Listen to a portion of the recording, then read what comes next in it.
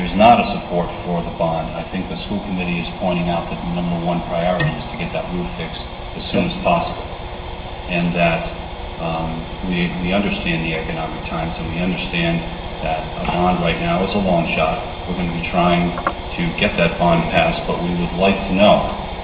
And quite frankly, I think that as a taxpayer as well, I would like to know that this will get done one way or another, and not kind of hold it out there that, well, if the bond doesn't pass, it might happen next summer, it might happen the summer after that. In the meantime, this very basic responsibility that we all have to make our buildings safe for our kids and staff seems to be the last priority. No, not the last priority. My retort to that would be not to enter into a debate, but this $9 million bond has been out there for quite a period of time. And with the roof having been a problem for a number of years, once those projects were finished a couple of years ago, I would have thought that the process would have been started to get the language changed so that we could have used the rest of the money that was left over to immediately take care of that roof. And it was before your time. I think the most important issue right now to get clarified from RIHBEC is if undesignated fund balance is used, I would like to see it in writing that would also qualify for the reimbursement of the housing aid. That, to me, that's before we can make a recommendation or have the council consider it at this point. And my question is, what steps would we need to take now in terms of drafting enabling legislation now, getting it done so that it would be an alternative and something that goes, and I don't quite know whether it goes to RIHBEC, that we get RIHBEC approval that says in the event that the bond and the 6-point-something bond in April or May fails, we want your commitment that if we use our undesignated fund balance and we go to a vote in November and that's approved, that we will be reimbursed. That's one item that we need. The other item, with the enabling legislation, we can have bond council work on that. The financial advisor has told us that there's a two-part process with that $1.9 million for reimbursement. It does have to go through and get approval by RIHBEC, she said, and we also need the enabling legislation, which, having pushed this through, calling in some chits on Thursday to get that out to the floor, Senate floor for approval on Thursday, so we could meet our deadline for the special.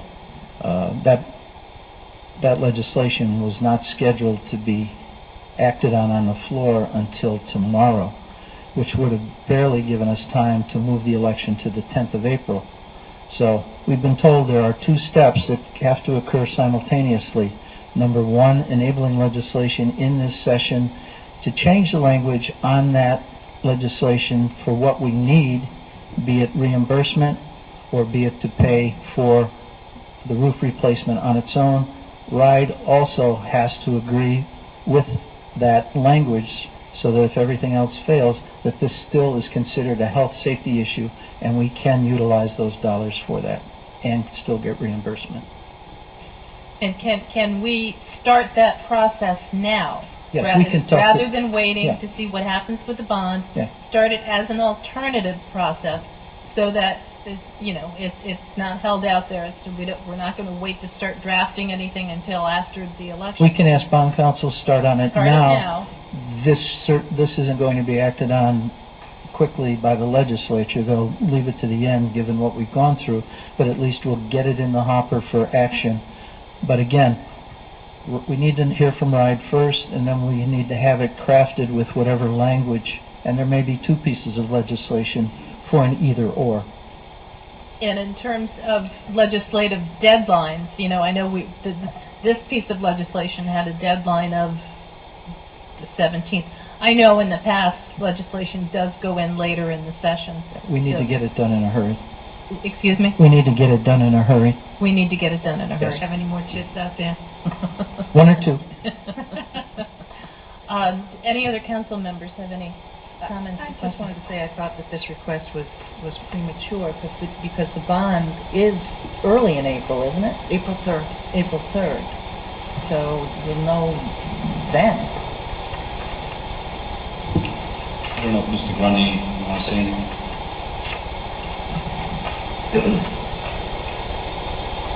Good evening. Good evening. When we had our facility subcommittee, we had our meetings originally talking about specifically the roof, separate from the entire Phase 2 and the original report that came back that suggested somewhere in the neighborhood of $45 million worth of total repairs. The roof stood out because we're spending tens of thousands of dollars every year doing temporary repairs. And as we do these, we continually know that we're having problems with more insulation becoming wet, there's more damage and rusting of the underlaying deck. Mr. Embry came to the meeting because I know that there was some concern and some misconception that we were presenting this as the whole roof was going to fall down and land on kids, and that wasn't the case. But as we did a chronology coming backwards between being able to put something out to bid for award, knowing that it's actually funded, awarding it, getting the material ordered and starting construction, there really wasn't a lot of excess time. So from the facilities subcommittee standpoint, we weren't examining how you pay for this, we were examining what needs to be done to protect an asset.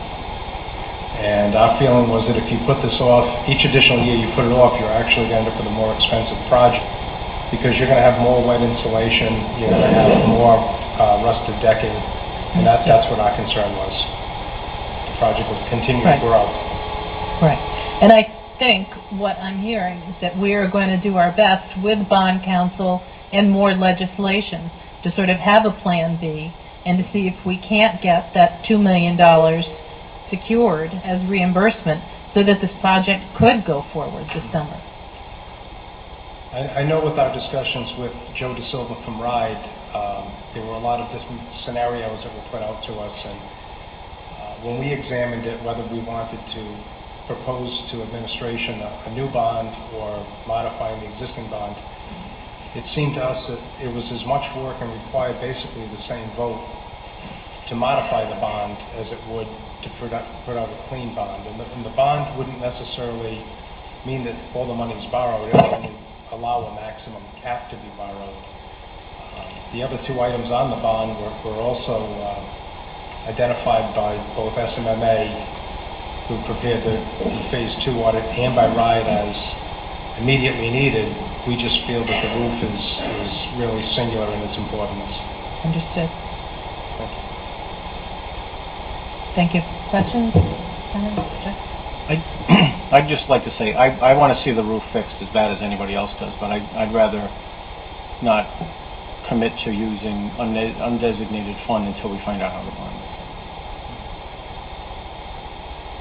Okay. But I do think we can't commit to starting the process and doing what we need to do with bond counsel to take a look at what needs to be done with that existing $2 million bond to see what kind of, when we can get legislation through as a plan B. Mike, is that a fair statement? Yes, we're going to talk to bond counsel and get the process started as a plan B option. Yes. I want to thank you for rearranging the agenda to make time for me tonight. Thank you. Okay, thank you. I just have to make one statement. A few weeks ago, I was watching the school committee meeting, and I was somewhat offended when Councilmember Welch said that they were discussing this, and Councilmember Welch said that the town council president said that the town council will not pay for this roof out of undesignated fund balance, when in fact that was not true. And then I communicated to the school committee chair, we hadn't been asked. Therefore, Dr. Auger presented us, the school committee then discussed it, we got the formal request, and that's how we got here tonight. But there, previous to tonight, there has never been a request made to me or to any other council member that I'm aware of where anybody said no or no way. You know, I think the essence right now is we understand the importance of this. My children who are out of college, I can remember the roof leaking when they were there. This needs to be done. So let us try to do what we can with the existing bond to try to help with this process and try to make it work. So we're not giving you a commitment, but I hope you're hearing that we are going to do what we can to try to help and come up with a plan B here.